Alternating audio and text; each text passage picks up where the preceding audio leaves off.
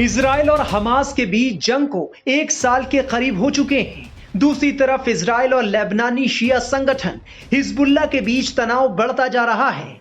Israel ने हवाई हमले में ईरान समर्थित लेबनानी संगठन हिजबुल्लाह के चीफ हसन नसरुल्लाह को मार दिया है।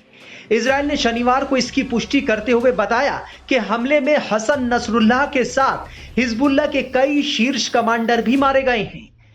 इजरायली डिफेंस फोर्स के मुताबिक अब तक हिजबुल्लाह की 20 टॉप कमांडर मारे जा चुके हैं। ये टॉप लीडरशिप का कुल 95% है।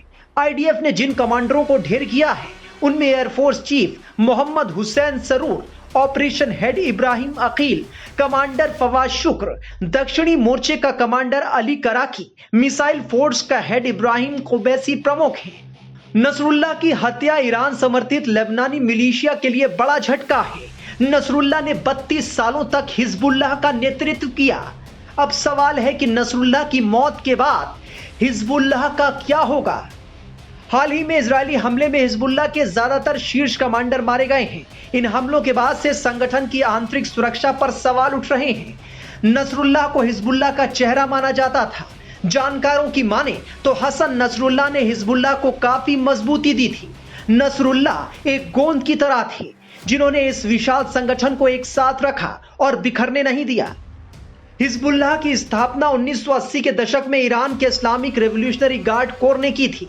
तब से ईरान से इसे ट्रेनिंग से लेकर हथियार तक मुहैया होते रहे हैं। सैयद हसन नसरुल्लाह लेबनान के शियाओं के लिए एक महान शख्सियत बन गए थे। नसरुल्लाह ने हिजबुल्लाह की कमान तब संभाली जब इजराइल ने समूह के पूर्व प्रमुख को मार दिया था।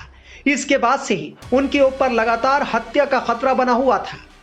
नसरुल्लाह की हत्या के बाद हिजबुल्लाह निश्चित रूप से दबाव में होगा। हिजबुल्लाह और इजराइल बीते साल 8 अक्टूबर से एक दूसरे के खिलाफ गोलीबारी कर रहे हैं, जिसके चलते उत्तरी इलाके से बहुत से इजरायलियों को अपना घर छोड़कर जाना पड़ा।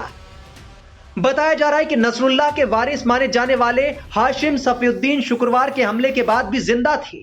हिजबुल्लाह के राजनीतिक मामलों की देखरेख करने वाले सफीउद्दीन नसरुल्लाह के चचेरे भाई हैं। नसरुल्लाह की तरह ही वो भी मौलवी हैं। वो भी काली पगड़ी पहनते हैं, यानी इस्लामिक विद्वान हैं। अमेरिकी विदेश विभाग ने 2017 में सफीउद्दीन को आतंकवादी घोषित किया था। बता दें कि इजराइल के हमले में हिजबुल्लाह चीफ हसन नसरुल्लाह की बेटी जैनब की भी मौत हो गई है। जैनब हिजबुल्लाह के प्रति अपनी मुखर निष्ठा और अपने परिवार के बलिदानों के लिए जानी जाती थी। जैनब ने अपने भाई हादी की मौत पर सार्वजनिक रूप से बात की थी। उनकी 1997 में इजरायली हमले में मौत हो गई थी। इजराइल ने हिजबुल्लाह के जिन शीर्ष लड़ाकों को मारा है उन सब की हत्या का पैटर्न एक ही रहा है। इजराइल ने पहले खुफिया एजेंसी के जरिए जानकारी जुटाई और फिर संबंधित ठिकानों पर स्ट्राइक कर दी।